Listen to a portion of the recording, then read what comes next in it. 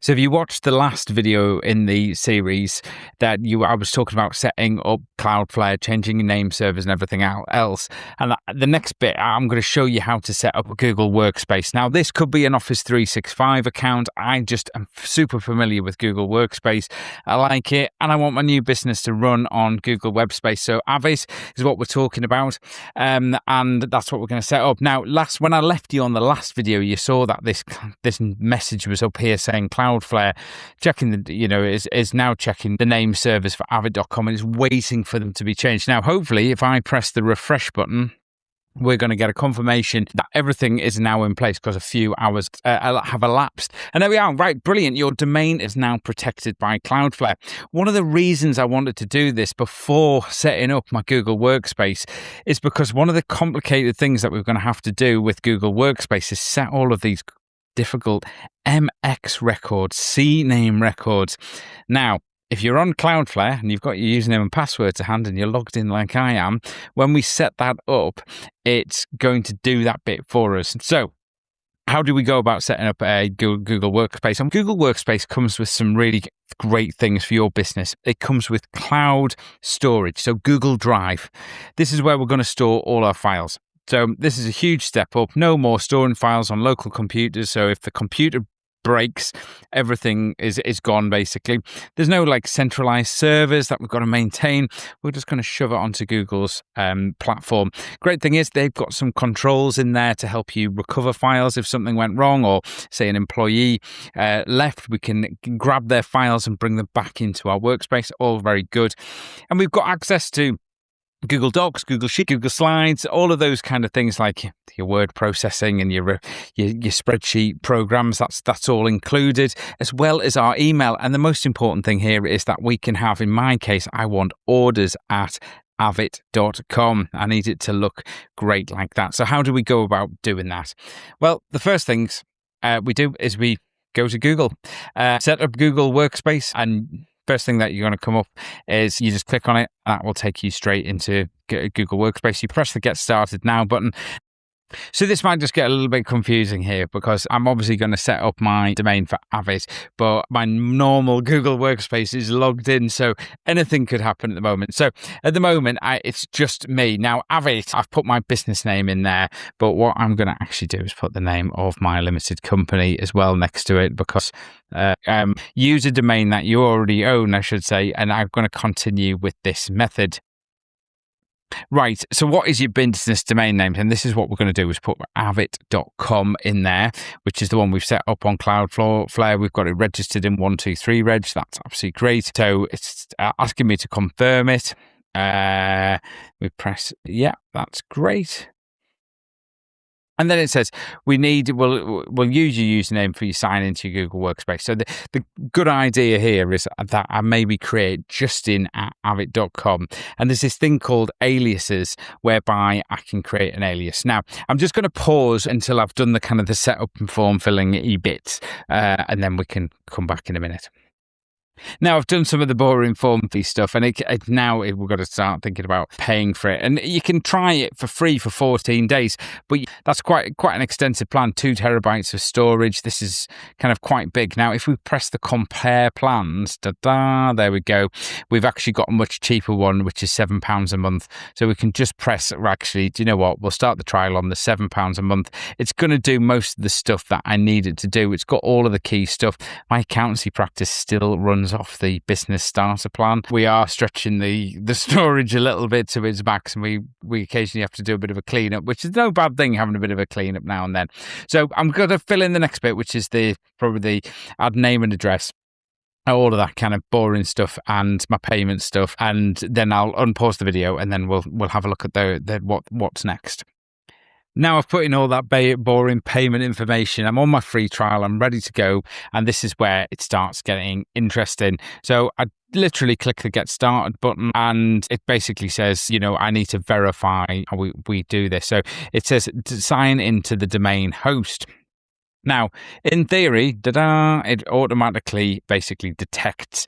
One of the great things of moving to Cloudflare is something called time to live. Now, if you were doing this in the registrar's DNS area, basically, the time to live can be quite slow. So we could do this and it might take, I don't know, a few hours to authorize it. And then we'll have to wait. And then we'll have to actually come back and then put the DNS entries in. Now, one of the really clever things is with Cloudflare. This is when it won't work, of course. But one of the really clever things of Cloudflare is it should, I have actually verified doing it. So now what I need to do is that I need to activate my Gmail. So set up the Gmail to start receiving your emails. This is all good stuff. I've got one user, which is my justinavid.com. Really simple. Proceed with it. And again, it's going to take me back to this sign in to the domain host. Now, in theory, it should enter, I'll create a list of all of the DNS entries that Google needs. Ta-da! Again, fantastic that we've moved this onto Cloudflare. So we've got all these MX records and this SPF record sitting at the bottom. We press the button and we authorize it to make those changes. And the wonderful thing is I should be all set up with my own domain name. All I have to do to start using my business email is just go to gmail.com. I've obviously my username is Justin at. I just put in the password that I've set, and then off I go. There are some other things to think about in terms of actually using Google Drive and everything like that. But let's have a look actually before we push on. So I press started, and it'll guide me through the different bits. You want to send emails, you want to upload and share files. It's just about learning how Google Workspace works. I'm not doing a video series about that. I'm literally here just to teach you how to get it up and running for your business. I already know how it works. I don't need to, I'm on a limited time. I've got to set a business up in 24 hours. So I haven't got time to be making the videos. And the other thing you've got to bear in mind is I'm making all these videos as I actually do the stuff. So anyway, fundamentally, I'm already set up. Now, hopefully, I'm just going to pause the video for a second. I'm going to go to gmail.com. I'm just a bit worried it might log me into my other account. So I'm just going to pause the video just to see. Typically, that is exactly what it did. So I'm pleased I paused my video.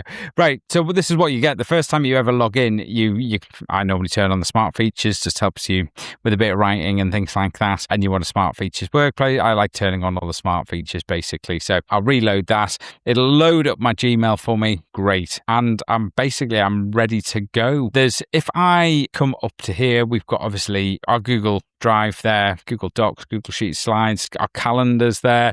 We're basically ready to go, and I can start composing emails.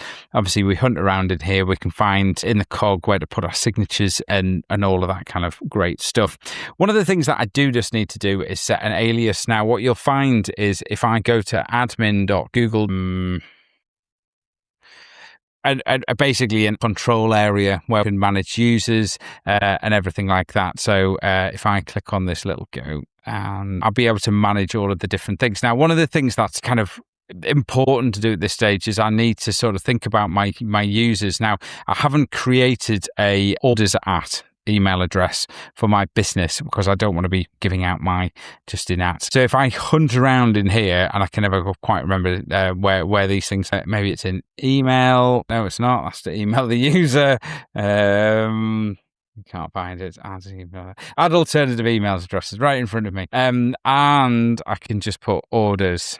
There we are. So now I've got an orders at. So I'm ready to go with my e-commerce business that the emails can come from orders. And if someone replies to it, then it'll come from there as well. The other interesting thing is if I root around in my settings, and there are a lot of settings in here, one of the things I'm going to do straight away is turn on two-factor authentication for my account. It's absolutely best practice. So I'm going to have a look for that, turn it on, and then once it's on, it's on. There's nothing worse than your email getting compromised, or you're getting ransomware attacked just because you didn't turn two-factor authentication on.